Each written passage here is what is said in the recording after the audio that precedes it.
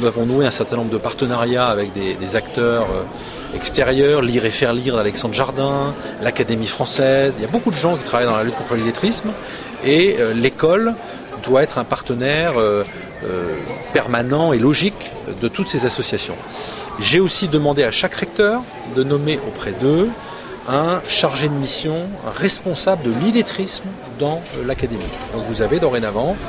à La Réunion un chargé de mission au rectorat qui est chargé de ce dossier illettrisme pour mobiliser nos ressources en interne et pour nouer des partenariats avec l'extérieur. Et puis dernier élément, dans le comité interministériel de l'outre-mer, il était prévu tout un volet de renforcement de nos moyens dans la lutte contre l'illettrisme et l'accompagnement éducatif constitue la principale mesure puisque donc dans toutes les écoles, et pas uniquement les zones d'éducation prioritaire, les réseaux Mission Réussite, mais non, dans toutes les écoles dorénavant, nous aurons